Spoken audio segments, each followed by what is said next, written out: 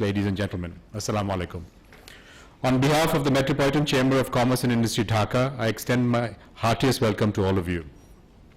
I would also like to express my gratitude to you for joining us today at this discussion session on a topic of national interest. The Honorable Finance Minister placed the Budget 2016-17 in the Jatiya Sangshad on 2nd June 2016. MCCI had immediately expressed its initial reaction on the following day through a press release. Government must rationalize its existing tax collection strategy in a manner which will reward and incentivize existing taxpayers, discourage tax dodging, bring more taxpayers under the net, and not increase the cost of doing business at the same time. A maximum of 10% income tax will be deducted on the base amount of payment to contractors instead of the current 5%. The implementation of the proposed mega projects, which require a very high volume of government procurement, may be severely affected if this high rate of deduction is introduced, and it may lead to further unfair practices. This needs to be brought back to the current 5%. We believe that the large revenue collection target of Taka 242,752 crores, of which the NBR portion is Taka 203,152 crores, will be achievable if the government sets targets for the NBR, not only in terms of money, but also in terms of net taxpayers. We would like to encourage you, sir, to encourage the NBR to talk about adding number of taxpayers rather than just adding tax amount. The business community's repeated demand to reduce the very high tax rate of up to 20 to 30% and 15% VAT on import of technical know-how has been ignored in the budget proposals. It will seriously increase the cost of acquiring much needed new technology and know-how for our industries ranging from pharmaceuticals to textile to light engineering, and therefore prevent us from increasing productivity and global market share. It should be brought back to a maximum, of 10%. So I digress to take 1 minute here to talk about the impact on pharmaceutical industry. You know very well that with the TRIPS extension, we have an incredible opportunity to diversify our exports and diversify into pharmaceutical exports. The cost of acquiring an internationally acclaimed molecule today is $1 million. This is just know-how. If we have to pay 45% on top of that, that's another $450,000 worth of cost for just acquiring know-how. There is no incidence, there is no second incidence of this anywhere in the world that we know. Why? We should be penalized for acquiring know-how. You should be encouraging us to move up the technology chain. You are discouraging us to move up the technology chain. Please, sir, you need to rectify this. MCCI also suggests that savings from lower import payments for petroleum products should immediately be passed on to consumers at all levels, especially diesel and kerosene. Sir, I would like to also point out that the global economy is facing new challenges to the extent which we have never seen before. On the 23rd of this month, the referendum on Brexit could have terrible consequences on the Eurozone. It could lead to a collapse of the euro, which could severely impact up to 65% of the exports of this country. If you look at neighboring countries like India, Vietnam, Cambodia, each of them are taking actions to try and stimulate growth, jobs, and investment. I thank all of you for joining us today at this MCCI and PRI joint post-budget discussion. Thank you all for your patience. I would now like to request Dr. Sadiq Ahmed, Vice Chairman, Policy Research Institute, to kindly deliver his opening remarks. Thank you, sir. We have to understand that government has invested a huge amount of resources on a range of public enterprises, including public banks. Instead of getting a solid rate of return on those assets, most enterprises and public banks are running deficits and depend on the budget for investments as well as debt servicing. Just to give you one number, we all know that public banks need cash injection from the treasury just to stay alive. This is not possible. This is not sustainable. It has to stop. Just to give you two numbers to raise your thoughts. As of fiscal year 2015, this is the government's own number, Ministry of Finance website. You can go and check it out. The outstanding debt and debt service obligations of non-financial state-owned enterprises was Taka 1920 billion, which is 12.7% of GDP. I think on the wage cost, we have all debated, and we know Faraj Bhai is here who worked on the wage commission. We all supported that, by the way, because we felt that the civil service was grossly underpaid. It's important, it's done. So I will not raise that point. But there is certainly something the government can do on interest cost and on high, because it depends on high savings side. Why on earth are we paying 11.5% on savings certificate and using it for financing treasury deficit when you can borrow at 5%? It completely beats me. This is a challenge in political economy, but this has to be raised publicly and debated and discussed, and the government has to be discouraged from continuing with it. Importantly, many of you will not notice there is a category in the budget called other expenditure. It's a huge amount, 346 billion taka for 16-17, which is 1.8% of GDP. This used to be 183 billion, 1.1% GDP in fiscal year 15-16 revised budget. I do not know. I do not get any discussion. I do not know whether it will be discussed in the parliament or not. But Dr. Mansoor, I know he has investigative power. He can explain better. My own sense is these are monies kept into the pocket in order to fund SOE deficits, public banks, and all kinds of political programs. And this huge unexplained budget should be scrutinized carefully. It needs to be managed. And I think this plus the re-examination of the treasury funding of public bank, which must stop immediately, not just to reducing it 2,000 crore. Even that is not acceptable. So with that, I'll stop. I didn't want to steal the thunder from Asan's presentation, but I think those are some of the points I thought I'd lay on the table to draw your attention. Thank you so much. So thank you all for coming here and giving us the opportunity to share our thoughts with you on the budget. As we all know that this is a budget, as Dr. Razzaque also clarified upfront, that very consistent with the 7th five-year plan. And this is a budget which has been cast in a context of a global economy which is quite, I would say, stagnant in many respects. Both the trade, growth, investment, all across the globe is in a subdued situation. So against that background, the budget has been prepared. So I would want to touch a little bit on that. Then the lessons from FY16, what has been learned, I want to touch a little bit on that, and then go to the main objectives and challenges of the FY17 budget. And there, of course, the main issue that will come is the growth and investment objective or challenge, attainability of the ambitious revenue target that Dr. Razzaque also mentioned. ADP implementation is the usual culprit, rebound of social sector spending, which is a welcome thing, and fiscal deficit and its financing, that's another issue that I will discuss. This is an environment against which we have cast our budget, and compared with these targets, obviously our budget targets are quite ambitious, no question, and we need to be ambitious, but we must not forget this binding global environment, which will, one way or another, will have an impact on Bangladesh's performance as well. So we must keep that in mind. And this is not only 1 year. Later on I will show in the chart that it has been happening year after year. It's been stuck at 22 or coming down to less than 22% now. And when you talk about going beyond 7% to 7.2%, that's even more binding constraint for the next year. The private sector credit demand has been mostly subdued during most of FY16, but it has been picking up, which is a good sign. In the most recent analysis, it's approaching 16%, supported by lower interest rate. And so we can see some of the impact of this interest rate coming down, lower of lending rate, being reflected in the borrowing level of the private sector. So that's positive. Now, we can say whatever, but Bangladesh stands out in many ways among the countries that we compare with. I'm comparing here with high-performing countries. I mean, India is now the best performer in the world. China used to be the best performer for the last 2 decades. Vietnam is one of the most dynamic economies, and we compare quite favorably, as a matter of fact. Year after year, we have not been the top most, but we have been consistently in number 3 or number 2 position for every year. So that's a good performance in terms of growth. And stability-wise, we have been the most stable performer in terms of growth.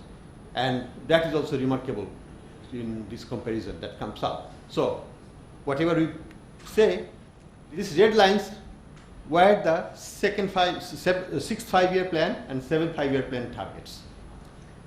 Now, here we see that, this is the targets for growth, and you see that every year, in the initial year, we always very close to the target, but then it starts diverging. This year, we are also very close to the target, and who knows what will happen eventually. That's to be seen.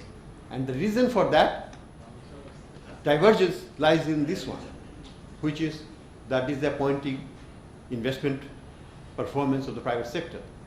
And you can see that in FY12, the private sector investment was much higher at more than 22.5%, and now it is less than 22%. So that's a major, I would say, disappointment. And the targets set under the 5-year plan are in the red lines. And you can see in the 6th 5-year plan, the highest level that was envisaged was 25%, but the actual was 22.7%. Now, in this year, FY16, it is 23.7%, and the government estimated it is 21.8%. So huge gap has emerged, and the next year the challenge is to increase it to further. So we have to increase by about 2 percentage points in private investment to make the growth sustainable. We can have 1 year of growth, but that is not neither here nor there. We have to have sustainable growth, and for that we really need to be close to 24% of GDP, and that will be a challenge for the next year. And we think in the 5-year plan also there was an expectation that a significant part of the increase, almost half of it, should come from FDI. Will that happen? That's a challenge. I think the government is recognizing it and trying to move it in the right direction, but let's see. Now, what is the government doing in FY17 budget to address private investment? We all know that higher allocation for transport and power sectors in the ADP, with emphasis in mega projects, Dhaka Metro Rail, deep sea port, strategic transport. These are all good initiatives, no question. Issue is that how speedily they will be able to implement them. So that's where we have our reservations. And for example, the SEZ Act was enacted in early 2010, almost 7 years ago. Now, still, we haven't seen the first specialized SEZ as yet. So these are all work in progress. So how long it will take, we don't know. And there was no need for 46 in the budget. The last year's 30 would have been an ambitious number anyway to stay with and implement those 30. We want to see the first 10. We don't need to see the 30. We want to see the first 10. And that's, I think, the government should focus and put its money on, rather than spreading the money too thinly on too many projects. Now, so even if 150 crore will be exceeded by NBR, the actual number, when it will come, I can write it, it will be close to 140.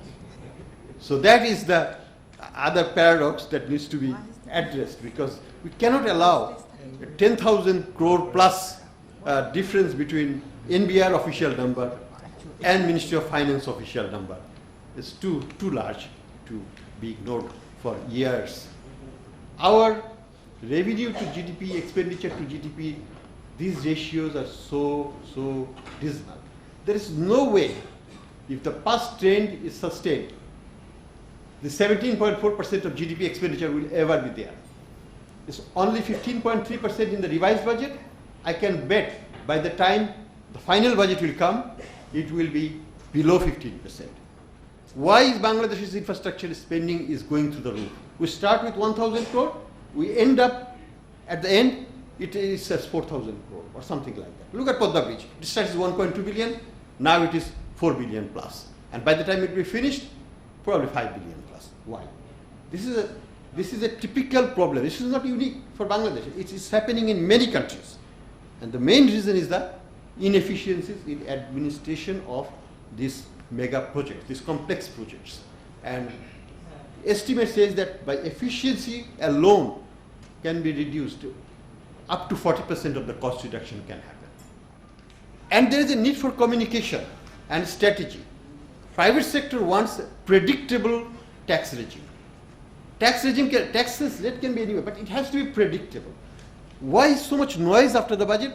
Because so many rates have gone up and down that everybody gets unsettled.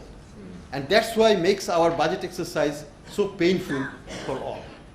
If government announces that we are going to reduce the supplementary duty every year by so much, we are going to reduce these corporate rates by this much, we are going to increase these rates by this much, by such and such dates. Things will be predictable, your investment decision can be done accordingly, and budget announcement should not have any surprise.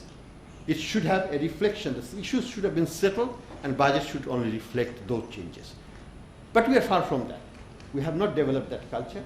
We do the budget exercise 3 months before, and then a lot of mistakes happen, a lot of irregularities creeps in, and those things complicate the life of the business community. So what is needed is a predictable trade tariff regime, predictable tax policy on the VAT and income tax side, and the issues, the changes that's going to be brought about needs to be settled at least 6 months before. So there will be no element of surprise when the budget is done.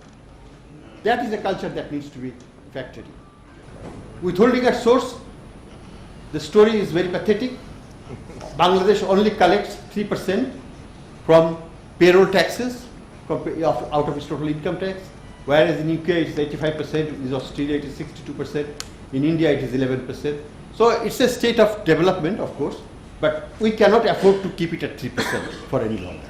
So we have to move in that side, and that could be a major source of taxation for NBR. And we are only at 3%. We have to go at least 10% and 20% and 30% and so on in future with the payroll taxes withholding mechanism.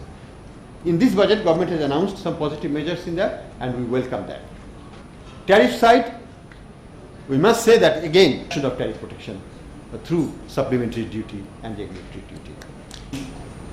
Investment rebate is another area where I should elaborate a little bit. In addition to making changes, the government has also introduced, I would say, a new and a very complex concept. The change that has happened, it was always 15% of eligible amount, so that's not a change. But what was eligible amount of the lowest of 3 items?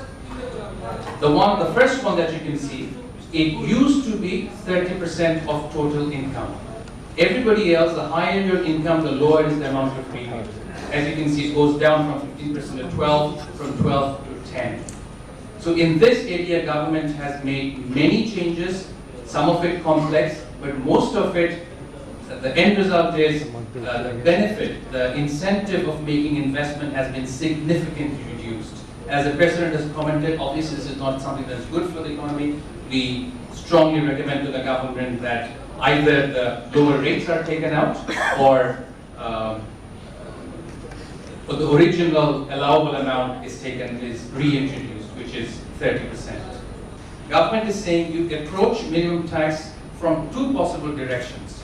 Either you look at withholding tax direction or from gross receipts. So there are 2 directions to look at minimum tax. If you're looking at it from withholding tax, what they're saying, if tax has been withheld from any of the sections in the 3 columns to the left, I know this is a very complex concept, and the government is saying this is nothing more than an advanced tax. Your tax will be calculated in accordance with your regular tax liability. If that comes to more than withholding tax, it is a regular tax liability that will apply. In the case of those 4 or 5 items on the right, whatever has been withheld is actually final discharge. In a way, we welcome one aspect of it, which is at least now we have clarity. Until this, the business community has been saying, yes, officially we have final discharge, officially we have this, but in reality, we don't know where we stand. Sometimes we have final discharge, sometimes it just turns into the regular tax calculation. So we have now have clarity to be extended. What the government has done is it's introduced a new concept, and it's been called tax day. That's a new term. And from now on, companies will have to submit the tax return by the 15th day of the 7th month. And of course, as all tax years are now 30th of June, that means 15th of January following that. And for individuals, it's shifted from 30th September to, strangely enough, the law actually says 30th October. We don't know why it doesn't say 31st October, it says 30th October, that's what it is. I had a request from Dr. Parashuddin that he will be leaving us at 6 p.m. So I'd like to start the discussion with Dr. Parashuddin first. Sir. I'm also very concerned that the investment concession, what is it called? Rebate. Yeah, rebate. I think the government should rather review this, because we are asking for investment and we are discouraging also investment by. The last thing that I would say is, I do consider that it is the responsibility of the government to encourage and enthuse the private sector to come with investment. But it has been also stated that there is a lot of criticism about the revenue. Revenue is the basis. If we want growth, if we want development, we must have revenue. I think all of us, the private sector in particular, should help the government in finding which are the ways to raise revenue from. Now, sir, we are producing about 600,000 tons in that plant, and we have to pay. Now, the plate duty has been raised astronomically from 7,000 last year to 12,200 taka per ton, which is 73% rise in the import duty, and there is no reason, sir, for raising this duty on the billets. But when we buy local raw materials from our sister companies, we have to pay tax at 5%, which is not adjustable. So we have set up a new billet plant for our existing rolling mill, older rolling mill. There we have to pay 163 crores advance tax, which is not deductible, adjustable with our sales price, and which is final assessment. So for next 3 years here, we are not going to pay tax on that.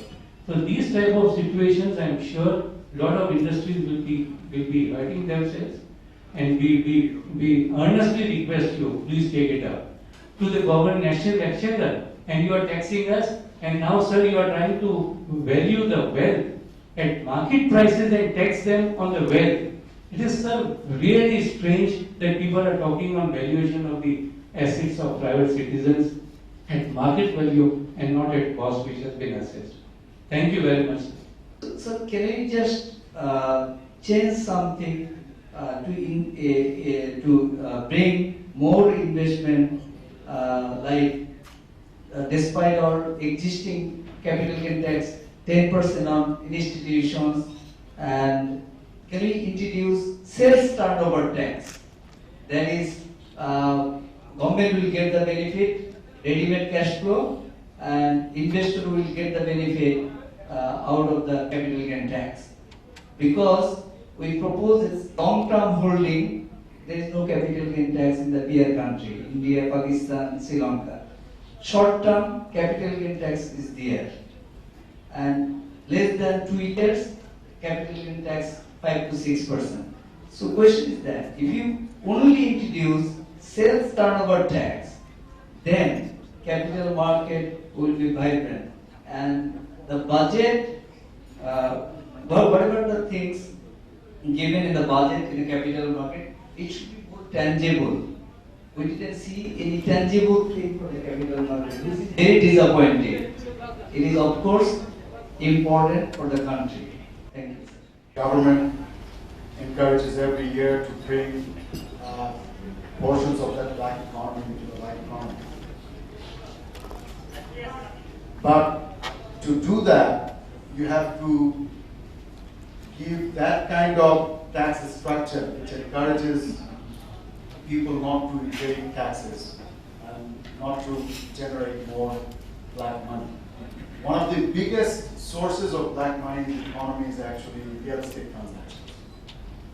And the other source is excessively progressive income taxes. So this year, I see two measures which I think will contribute, further complicate the black portion of the economy. One is that you are making income tax more progressive. People who are paying more, or who have accumulated white balance sheet, white money in their income tax balance sheet, if they have more than 10 crore taka on which they have already paid taxes, you are penalizing them. You're penalizing them at a higher surcharge, whereas you should have actually encouraged them because they have paid taxes and got accumulated as well on their income tax balance sheet. The second is when you charge at a higher rate of income tax, and this has many studies throughout the world. In fact, Azam Bhai can actually give you more statistics on this. If you lower the highest income tax bracket, it actually increases your income tax revenue. And that has been the case. Look at Hong Kong, where the highest income tax bracket is only 10%, and still people pay taxes. There's very little black economy. So whereas in Bangladesh it used to be 25%, which I thought was a tolerable one, the highest income tax bracket. And this year in the budget you're proposing 30%. I don't know for what. People who are not in the tax net, you're not going to get them into the tax net by raising the income tax bracket. Rather, you should lower it and encourage people to come onto the tax net. So these are the two general, and what I would like to see in the future budgets is some directional measures which actually kind of encourages people to come onto the tax net and reduce the size of the black economy. Because if the black economy is reduced, the whole economy gets a tremendous jolt, and the economic growth will also increase accordingly. So this is a win-win for all sides. Thank you, sir. If a company starts, so they cannot make profit at least for 2 to 3 years. So therefore, the turnover tax imposed on the industries. So industries, people will not be inspired to start with the industry. So this sort of provision should be eliminated. 16 times higher than the existing one. So we request to the government to go back to the previous one with rationalizing the tax rate. And the VAT inclusive price, the one already said, is much discussed. So it is tax on tax. So such provision should be eliminated and also reconsider this sort of. Thank you very much. So it is the 12% margin, it is quite absurd. So it will be the much higher. So the rules to be followed that the advance tax should be near to the actual. It should not be the 3 to 4 or 5 times of the actual tax liability. So it will encourage the evasion and indulgence. So government will not get the proper revenue of that. I think this student margin should be 3 to 4%, and on that we can apply the 5%. That should be the more rational. Dr. Abdur Razzaque MP, Chairman of the Parliamentary Standing Committee and a very important lawmaker, give us his views on this discussion. So. Being a lawmaker, of course I have prerogative to give views on any issues. I was listening on both the presentation, but I was listening very carefully. I enjoyed. It seemed highly professional. I was remembering a quotation of Indian constitutional expert. He said those who are good students, they go to the law school. That's the goal. If you go through all the 5 years plan since 1947, all announced budget, you will see same goal, same objective. Growth, reduction of poverty, and creation of employment and generating income. I can bet Pharmaceutical is not elect. There are some bureaucrats. They were directly associated with budget preparation, budget process, or indirectly. But I can bet that was I read it, many 5 years plan and annual plan, same goal and objective. We, present government, Sheikh Hasina's government came to power in 2009 with overwhelming support from the people. We pledged to the nation through our election manifesto with our vision document 2021, which coincides with 50 years of our independence. In those documents, we promised, we pledged to the nation that will reduce poverty, will eradicate hunger. In Dhaka city, he has 5-6 apartments. He's getting 20,000-30,000 per month. But when he shows in his tax return, he's showing 5,000, 10,000. Many of us doing that. So you have to suggest business count. You go in a wedding ceremony, a couple, married new couple, they are getting 6, 7, 8 sets of ornaments, but they don't pay tax. Easily they can speak, they can use it. So I don't know what will be the mechanism. What I said in several words in our meeting. Even if we can, in Western country, during summer, their student goes to field work and they harvest crop and they go for a job. Even we can hire university, Dhaka University student and send to different houses, different people. In Dhanmondi area, in Kathalbagan area, for an apartment of such and such square feet, how much should be the rent? How much is showing? How should we can carry out a study. I know Mr. Munsur and they present a paper with a lot of technical word and professional word. But as a lawmaker, I am saying what I saw as a simple layman. It's possible, even in Dhaka city. Regarding ministry, we are there, but I cannot go in detail. But I am a freedom fighter. I am an optimist, not a pessimist. I am an optimist. This country is growing. Give me one example. In my constituency, there are a number of brick fields. This year, at the moment, in any brick field, there is no brick for sale.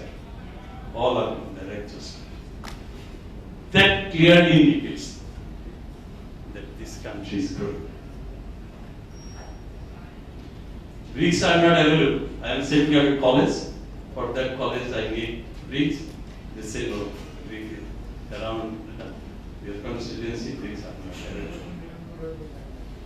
Another example, it is in 2012, rice price was going up. I was having a meeting, when I came down, one lady came and she said that why rice price is so high. I said, how come it's high? It's not high. But we are giving OMS, you can buy from there at 24 taka per kg. But she was curious and she was blaming that we made food minister, rice price is so high. Then she heard me. Then I get into the car and I asked driver, drive it. Then I felt that I should not do it. Again I came down and asked her, why you are buying from us? From that shop, what price? 45 taka per kg. Well, why you are buying at 45 kg taka? We are selling at 24 taka per kg. It's a সাধারণ মানুষ সে দাঁড়ায় বলল ভাইজান আমি একটা কথা বলতে চাই আপনি তো অনেক কথা বলছেন you spoke too long let me tell you something সে দাঁড়িয়ে বলল যে এত কথা লাগবে না আমাকে একটা জিনিস বলো বলে কি আমাদেরকে সার দিবেন আর বিদ্যুৎ দিবেন দেশটা বলকায় উঠবো আপনার কিচ্ছু করার না After a few days, we had a meeting with Parliament country director here in Bangladesh. Myself, and few others of our colleagues, we are having a meeting in Gulshan 2, country director's residence. they are exchanging ideas, views. If we come to power, how will we use foreign aid? আমি এই কথাটা ওই মানুষের কথাটা আগে বলেছি এবং টেলিভিশনেও আমি মাঝে মাঝে টক শোতে বলেছি যে একটা সাধারণ মানুষ বলেছে যে আমাদেরকে শাকটা দেন আর বিদ্যুৎ দেন, আপনাদের কিচ্ছু করতে হবে, এই দেশটা বলকাই আমি বলছি যে আমরা এত সুন্দর terminology we have been using, কিছু লাগবে না, এই আপনাদেরও আমরা এই গ্যাস ইনফ্রাস্ট্রাকচার পাওয়ারটা যদি দিতে পারি এবং এই ট্যাক্স ইয়ার ইন্টারেস্ট এই বাংলাদেশের ব্যাংক 30টা 40টা 60টা ব্রাঞ্চ বছর শেষে তারা বলছে we profit 200 250 as if they got the Aladdin's magic lamp. They got Aladdin's magic lamp. How they can make so much money? 200 250. What is the spread? Agro processing, agro industries, they pay poultry farm. Whenever I go, Shaikh Shiraz arrange a dialogue with the farmers. সকল farmer দ্বারা বলে যে আমরা poultry farm করে সর্বশান্ত হয়ে গেছি। 13%, 14%. Until today, most of the banks they are charging 13% interest on agro-processing industry like fish farm, poultry farm. They are persistently incurring loss. I said I am optimistic. We have to make this country dream of Sheikh Mujib, hunger-free, poverty-free, truly prosperous country. I think we are on the right track. We'll make this country prosperous. We'll be proud of our country. Thank you, Mr. Our chief guest today, Mr. Mannan, MP, to please make his sir. It's been a very important day for me personally, because half of the day earlier I was in another discussion on the same issue, CPD. That was there also. And the second part we are here. I am surely I can say this was within reach. He, myself,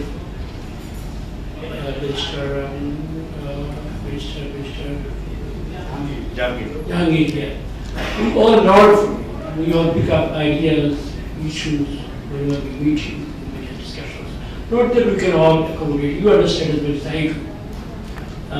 When we bargain, when we change, exchange, we give and take. You give something, we take something, we give that. So budget is a negotiation process every year. It's true. Whenever the time for budget comes, there are pressure groups, different lobbies come to the government and asking for various concessions or various opportunities, which of course government, being a democratic government, elected government, is bound to listen to and accommodate as much as possible. But the underlying idea of years and hours is that we have this country we have to push up forward. There is a common bond. That is where we operate, both you and us. And we as a government, following the election around the political party line, we gave some promises to the people. And in order to be able to translate those promises into action, we have to mobilize resources. That is the fundamental poverty. To go high in your own projects also when you are build an establishment. There are a lot of factors behind that, but we will not go into those details.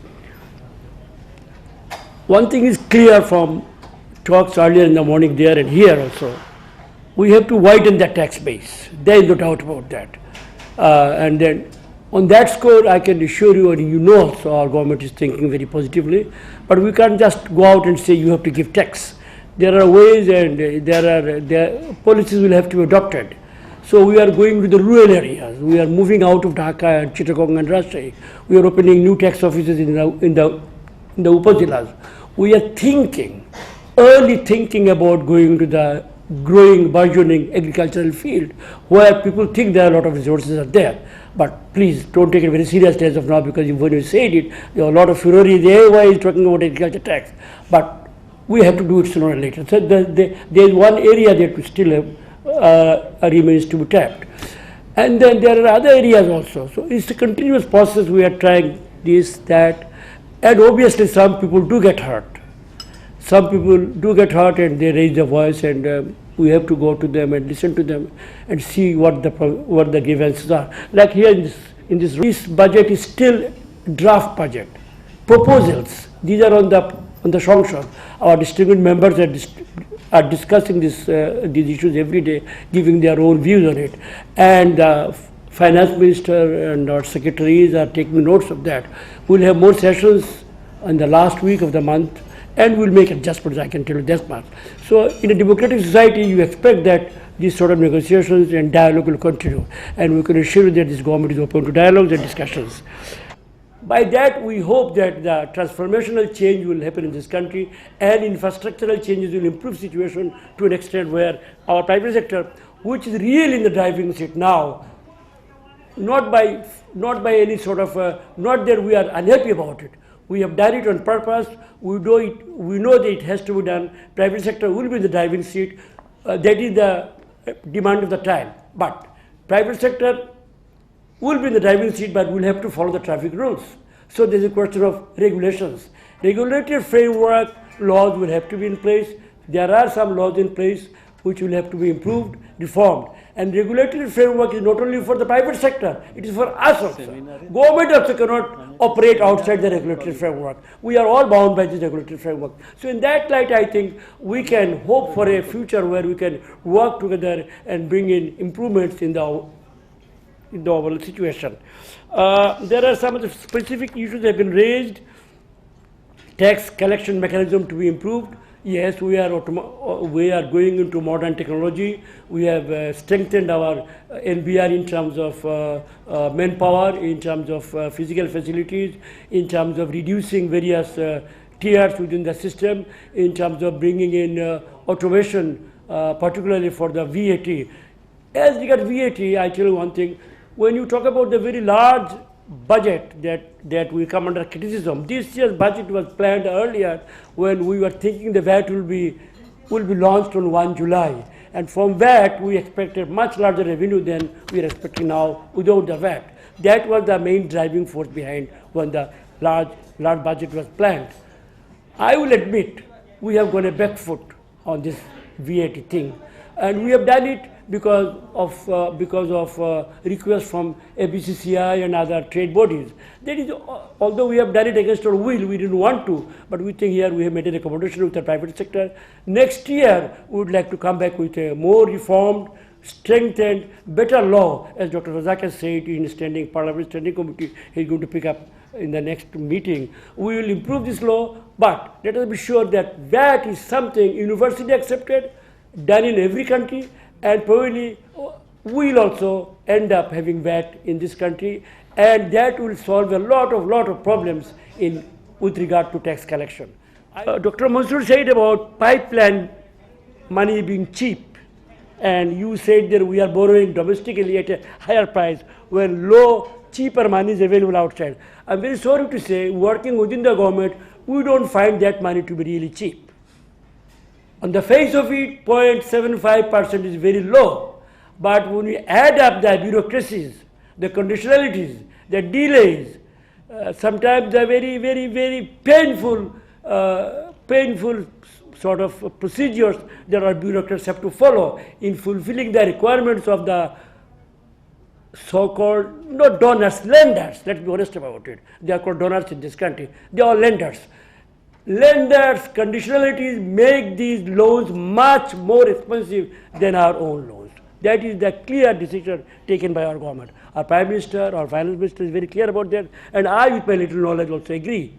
Our own investment, our own capital, our own workers, our own entrepreneurs, captains, they are the people on whom we are going to depend. So on that light, I would like to inform you that please let us move this impression from the mind that we are buying higher priced domestic money, neglecting so-called lower priced external money. They don't have more price at their own country for the money that they give us here. Money is piled up over hundreds of years, which they have no place to invest now. So anyway, I don't want to go into detail, you know it very well. That's one thing. Last point that I would like to mention, because the time is running short. You said the cost of business is very high in this country. Yes, the global ranking, we are way down, that is, we have very high cost. But here my submission, my own submission again, cost of doing business is many elements. We are not the only party. Your own house, how you manage your system, is it efficiently run? Is your productivity to the level that it could be? These all add up to doing cost of doing business in this country. I would humbly request you that in your own system, please see that whether your machineries in production, in machineries in sales, in machineries in distribution, are they all functioning to the optimal level? Then our side is that, yes, I agree, there are many rules and regulations which are redundant, useless, but they are there. And our bureaucrats take shelter under those rules and delay things. And we can't change the rules as fast as we would like to. Here we would like to work with you. Please give us specific ideas, please give us specific advice.